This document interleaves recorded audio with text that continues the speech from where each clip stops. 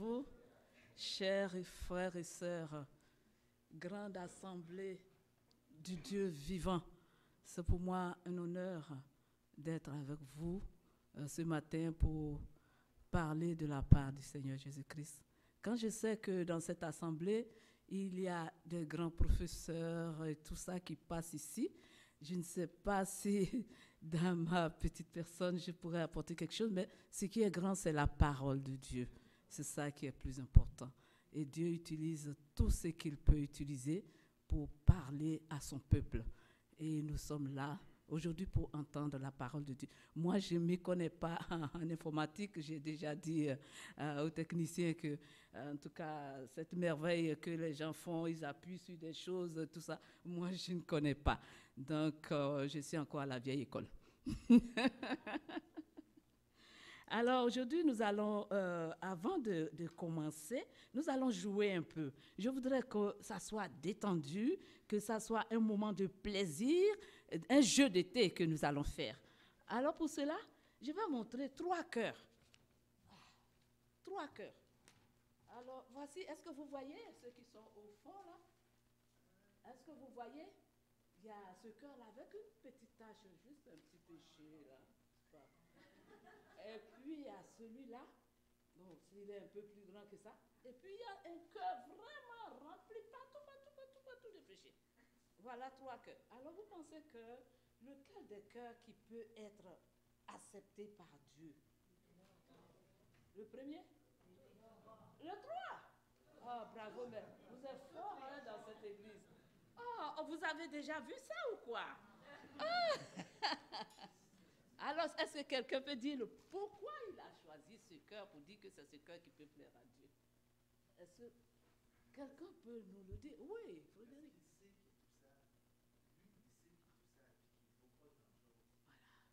Il sait qu'il ne peut rien faire. Il ne peut rien faire de lui-même. Oh, ici, il y a la chair, il sait que bon, je peux essayer. Mais lui, alors, il dit, bon, c'est vraiment tout petit, c'est tout petit. Moi-même, je peux tout faire. Mais quand c'est comme ça, là, oh, vraiment, Dieu dit, voilà quelqu'un qui a vraiment besoin de moi. Et c'est pour ce genre de personnes que je suis venue. Donc ici, nous nous retrouvons tous ici. Ah, comment? Ici? Moi ici? Non, Thérèse, écoute, tu exagères. Ah, vous voyez, la vieille école, c'est comme ça. On oublie même le micro. Ok, merci mon frère de me rappeler. Alors, notre texte de base, c'est ce que le frère a mis.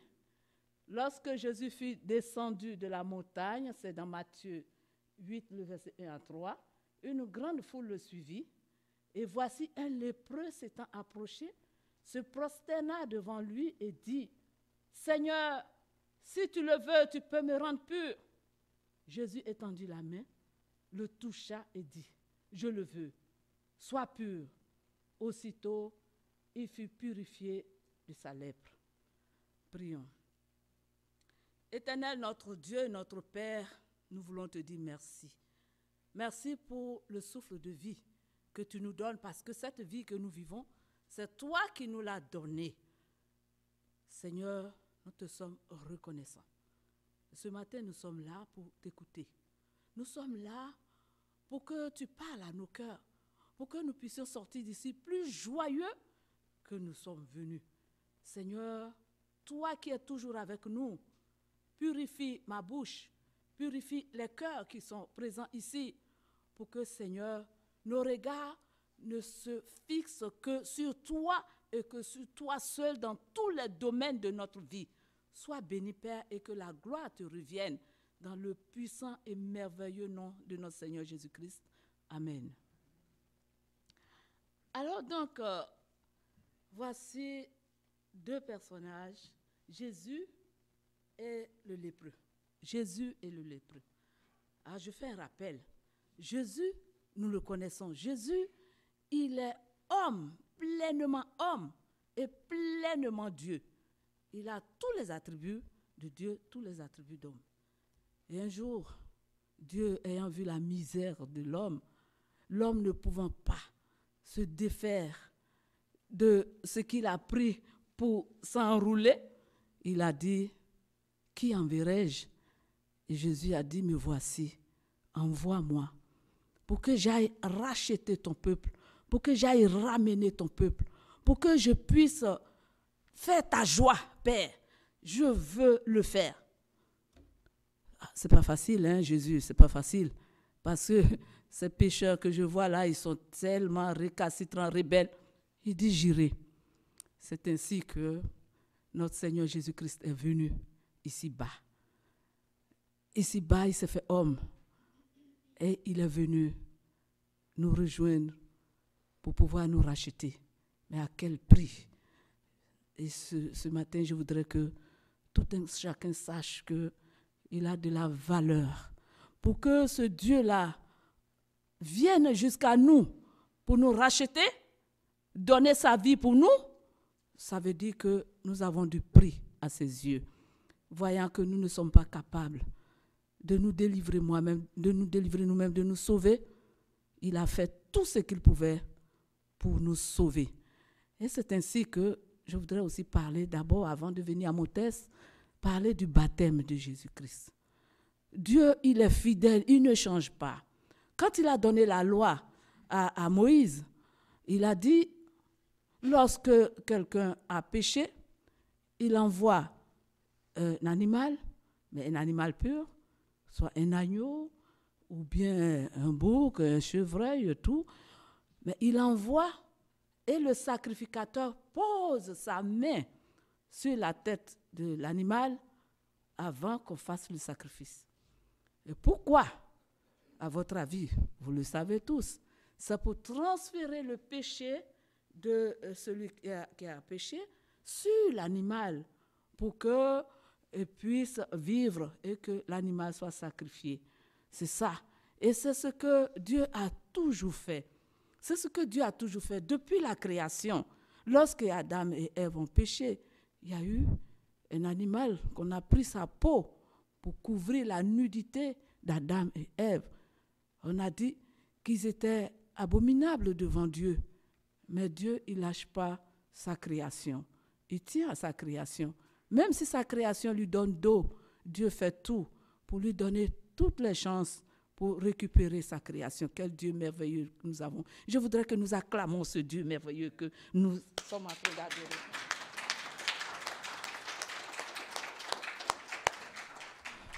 Merci Seigneur, merci Seigneur. Merci Seigneur parce que tu entends l'acclamation de ton peuple. Ce peuple que tu as justifié, ce peuple que tu as lavé avec ton sang. Alors ainsi donc, vous savez, je continue mon histoire, hein, c'est une histoire que je raconte. Alors donc, Jésus vient à Jean-Baptiste. Jean-Baptiste, lui, il a eu déjà la révélation que Jésus est celui qui doit venir pour ôter le péché du monde, puisque Dieu lui avait donné les signes.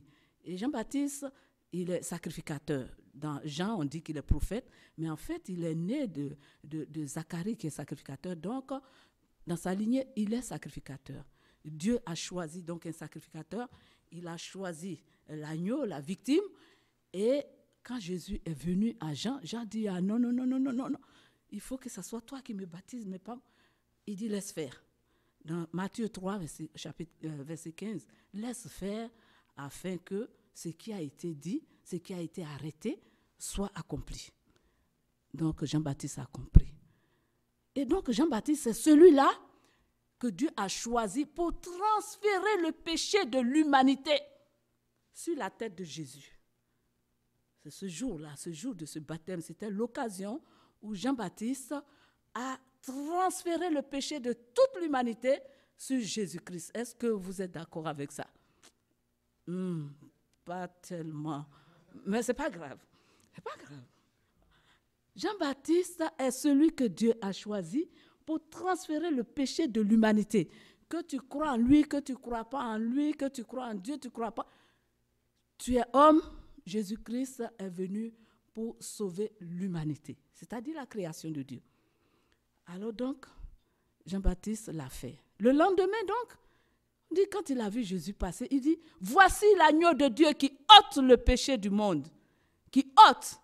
Il n'a pas dit qui couvre, parce que dans la loi de Moïse, le sang de l'animal, on prenait pour mettre sur les cornes de l'autel.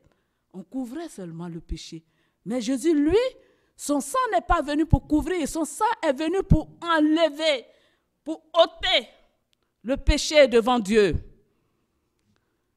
Est-ce que vous pensez que vos péchés ont été déposés aussi ce jour-là? Parce que Dieu, il est éternel. Il fait les choses de manière éternelle. Quels sont ceux qui pensent que leur péché a été déposé sur Jésus-Christ? Pas tout le monde. Si, le péché de tout le monde. Tout le monde. Dieu, il est éternel. Il est éternel. Quand il fait une chose, il le fait une bonne fois. Parce que Jésus ne reviendra pas pour faire ce qu'il a fait là. Ça, c'est fini. Il faut qu'on accepte cela. Parce qu'il y a des chrétiens qui... Oh, je suis un pauvre pécheur. Je suis pauvre pécheur. Mais est-ce qu'on peut lire Jean 9, verset 31? Quelqu'un peut le lire, s'il vous plaît? Jean 9, verset 31. Jean 9, verset... Si on dit on est pécheur, parce que ta bouche dit, c'est ce que tu es. Hein? Je suis pécheur. Jean 9, verset 31. Si quelqu'un le trouve, il le lit.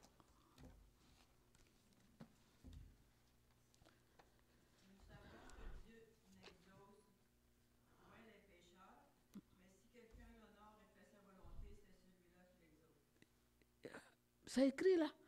Il n'honore pas les pécheurs, il n'écoute pas les pécheurs. Ah, si tu dis tu es pécheur, tu as lui dit quoi? Pourquoi tu veux qu'il t'écoute si tu es pécheur? Ah, Thérèse, qu'est-ce que tu nous dis? Tu nous bouscules là.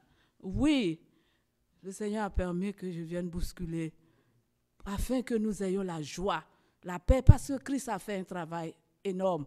Nous ne pouvons pas faire ce qu'il a fait. Or, c'est ce qu'il a fait seulement qui plaît à Dieu. Et quand il a fait ça, c'est pourquoi? C'est pour que nous puissions, tous ceux qui acceptent que Christ a porté leur péché, c'est pour que nous puissions donc être transférés de notre état adamique dans la sphère de Christ. Parce que c'est comme s'il y a deux hommes que Dieu a envoyés, Adam et Jésus. Nous étions tous en Adam à cause du péché d'Adam. Ce n'est pas parce qu'aujourd'hui je pêche que je suis devenu pécheur. Je suis devenu pécheur parce que je suis descendu d'Adam. C'est parce que je suis descendu d'Adam. Donc si je suis descendu d'Adam, je ne peux que pécher. Parce que c'est tout ce que je sais faire. Maintenant, Dieu sait que vraiment, l'homme ne peut pas se défaire du péché. Il a envoyé Jésus pour dire, va et je mets tout mon peuple en toi. Je mets tout mon peuple en toi. C'est pour ça que Éphésiens 1, verset 4 dit, nous avons été choisis avant la fondation du monde en Jésus-Christ. Éphésiens 1, verset 4. C'est écrit, nous avons été choisis avant la fondation du monde et en Jésus-Christ. En Jésus-Christ. Le peuple de Dieu, c'est en Jésus-Christ qu'il veut le trouver. C'est pour cela que le jour du baptême, il a dit, celui-là est mon fils bien-aimé en qui j'ai mis toute ma confiance. Mais si je suis à côté de Jésus, que je ne suis pas dans Jésus, Dieu ne peut pas dire qu'il trouve du plaisir en moi. Il trouve du plaisir en moi tout simplement parce que je suis en Jésus-Christ. Et pour que cela se fasse, il fallait que Christ meure, qu'il ressuscite, pour que son esprit vienne habiter en nous, pour que son esprit soit toujours avec nous. Ah, si l'esprit de Dieu est en moi, mais je suis en Christ. Et vous voyez, c'est pour ça que je suis toujours joyeuse quand je viens à l'église. Parce que je sais qui je suis. Je sais que je suis en Jésus. À tout moment, je suis en Jésus. Tout ce qui m'arrive, je dis, c'est parce qu'il a permis pour me corriger d'une situation. Et je lui dis, il ne va pas me laisser mourir pour la situation. Il va me montrer qu'il est mon Père, qu'il est mon Dieu, parce que quel père qui ne corrige pas son enfant? Donc, nous devons comprendre qui nous sommes. Donc, nous représentons ce lépreux-là. Ce Jésus, quand il est allé sur la montagne, après qu'il ait fait mis en place la constitution du royaume, parce que Matthieu, lui, il parle toujours du roi, du roi, du roi. Après qu'il ait mis en place la constitution du royaume avec ses disciples, comme le frère dit, c'est l'équipe. il s'est constitué une équipe et il travaillait avec eux. Donc, ils sont allés sur la montagne, la foule l'attendait. Dès qu'il est descendu, la foule l'a suivi pour écouter les merveilles qu'il annonce. Mais moi, je voudrais qu'on s'intéresse à ce lépreux. Ce lépreux, c'est vous, c'est moi. Quoi? Tu nous compares encore à des lépreux? Non seulement tu dis on est pécheur et puis là on est lépreux.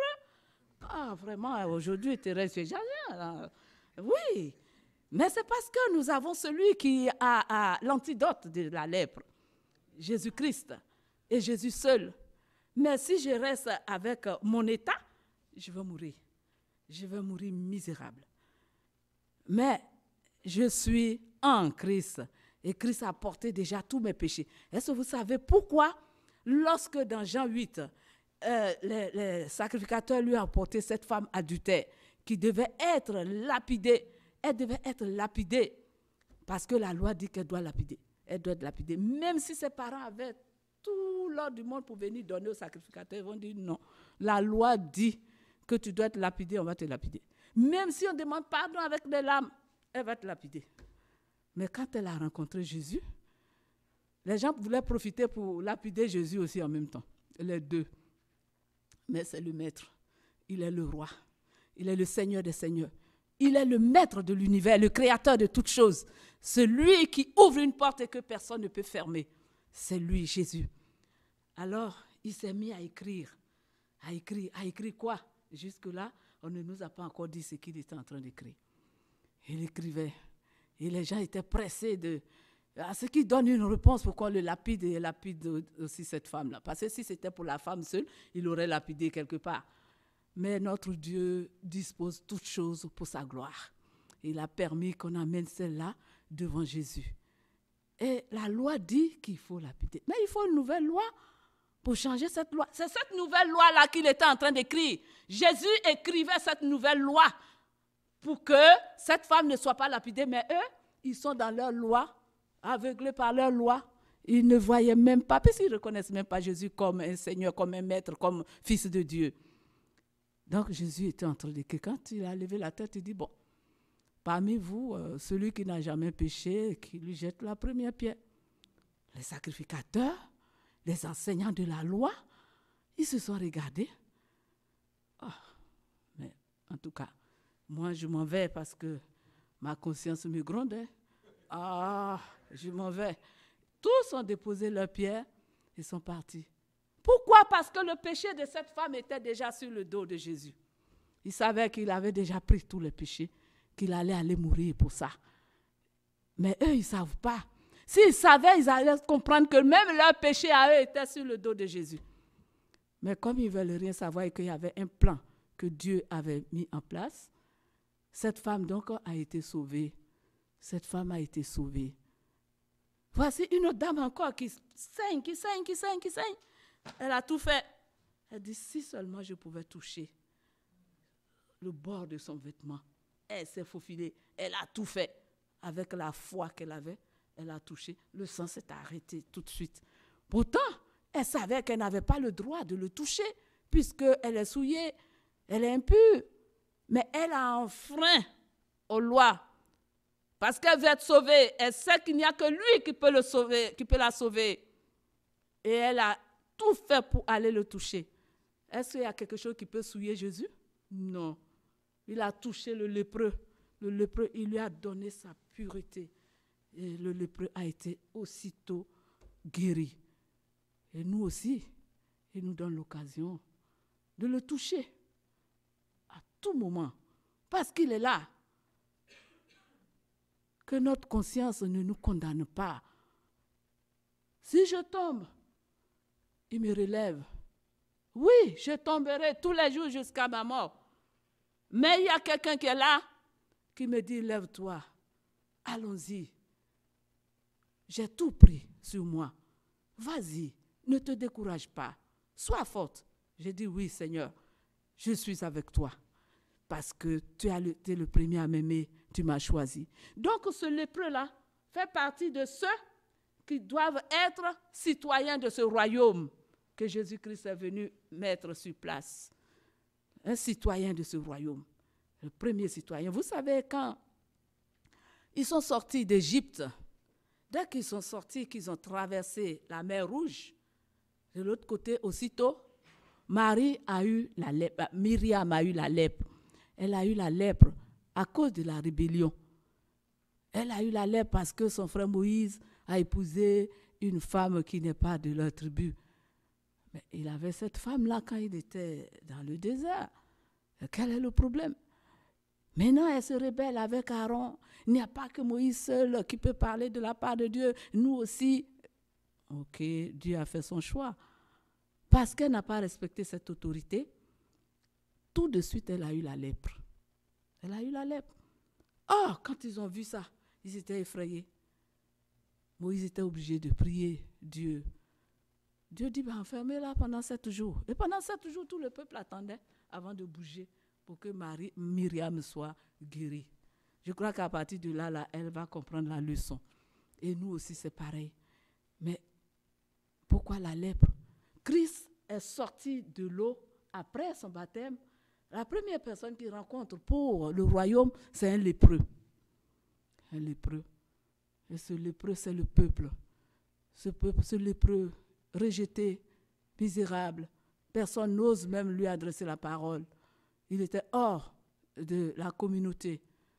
Mais Jésus-Christ est venu le réintégrer. Il est venu le purifier. Même pas guérir simplement, mais purifier. Il a bien frotté, ciré même. Vous voyez? Et donc, il allait gaillardement devant le sacrificateur pour dire, vous m'avez rejeté là, me voici là, maintenant. Je vais faire tous les sacrifices que vous voulez. Comment ça? Qui t'a guéri? Mais c'est lui, Jésus, qui l'a guéri. Celui que vous ne voulez pas reconnaître là, c'est lui. Et Jésus a fait beaucoup de choses comme ça. Et l'autre lépreux, c'est Naaman. Naaman, ce Syrien qui a été guéri. Tout cela pour dire que l'attouchement de Jésus, c'était vraiment pour non seulement faire rentrer les Juifs dans le royaume, mais faire rentrer aussi ceux qui n'avaient pas droit à être appelés peuple, c'est-à-dire ceux qu'on appelait païens, c'est-à-dire nous là. C'est pour que nous aussi, on puisse rentrer rien que par la foi. Rien que par la foi.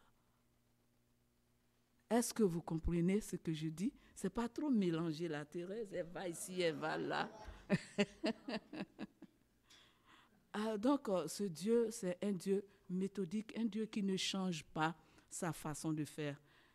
Et vous voyez que même lors du festin que le roi avait eu à faire, ceux mêmes qu'il a invités, ils ne sont pas partis. Il dit, allez-y, ramassez tout ce que vous trouvez. C'est-à-dire nous là, allez ramasser. Et c'est comme ça qu'ils sont allés nous ramasser. Et puis on s'est retrouvés à la table du roi, au festin. Mais malheureusement, il y avait un. On ne sait même pas par où il est rentré. Il s'est retrouvé parmi les enfants de Dieu. Tu viens faire quoi là? On t'a invité. Alors le roi qui passe. Excusez-moi, c'est mon style avec les élèves, c'est comme ça. Alors donc, le roi qui passe, il dit, toi, par où tu es rentré? Il peut pas. Pourquoi il lui pose cette question? Parce qu'il n'avait pas l'habit de noces. Comment ça? Tous les gens boiteux, sales qu'on a ramassés là, où ils ont eu leur habit de noces? Jésus-Christ les a couverts. L'habit de noces, c'est Christ. L'habit de noces, ils savaient qu'ils ne pouvaient rien faire. Ce repas-là, ils ne pouvaient pas avoir. Ils ne pouvaient même pas avoir droit même à être là-bas. Mais s'ils sont là-bas, ils reconnaissent qu'il y a quelqu'un qui a fait un travail pour qu'ils soient là-bas. Et donc, en rentrant, Jésus a mis son habit sur eux. Son habit sur eux. Et quand le Père voit, il voit son peuple. Mais celui qui ne faisait pas partie, il a fait sortir. Il dit, liez-le, puis jetez-le dans le feu là-bas. Donc, ce Dieu-là, il nous aime tellement.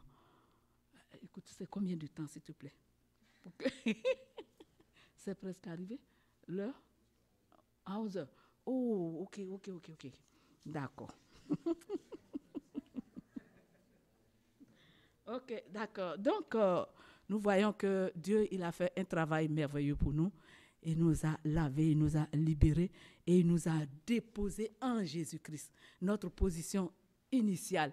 La dernière fois quand Anne prêchait, elle a dit, en tout cas j'ai suivi un peu, mais elle disait que Dieu veut nous remettre dans notre position initiale où il est toujours avec nous, où il veut communier avec nous et c'est ce qu'il a fait. Aujourd'hui, nous représentons donc son peuple, l'Église. Et comme je disais tout à l'heure, frère, même si nous nous voyons l'Église, comment l'Église comme ça là, peut être royaume? Ah oui, nous sommes épouses. Nous sommes épouses de Dieu. C'est lui qui nous lave, c'est lui qui nous sanctifie, c'est lui qui nous purifie, c'est lui qui nous habille, c'est lui qui nous part pour le jour de noces. Ce Dieu-là, il n'a pas changé. Et pour conclure, nous allons lire Ésaïe 54. Ésaïe 54, vous allez voir en conclusion la déclaration d'amour que Dieu nous fait. C'est merveilleux. Quand tu lis ça, tu es content. Il dit qu'il nous a délaissés, mais maintenant il nous reprend. Ah, mon mari, tu m'as laissé, tu me reprends, mais je cours pour revenir. Alors donc, le 54, à partir du verset 5 jusqu'à, bon, on va le lire jusqu'à 7 peut-être, puis tellement c'est beau. En tout cas, je vous encourage à lire ça à la maison. Donc, quelqu'un peut nous le lire, s'il vous plaît. Ésaïe 54, à partir du verset 5.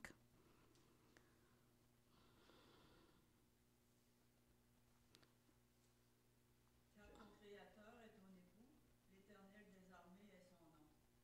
Et ton Rédempteur est le Saint d'Israël, qui se nomme Dieu de toute la terre. Car l'Éternel te rappelle comme une femme délaissée et au cœur attristé, comme une épouse de la jeunesse qui a été répudiée, dit ton Dieu. Oui, le 7, et puis on va s'arrêter. Quelques instants, je t'avais abandonné, mais avec une grande affection, je t'accueillerai. Vous voyez, c'est tellement beau. En tout cas, lisez ça à la maison. Et donc, c'est sur cette note que je vais vous laisser. Merci.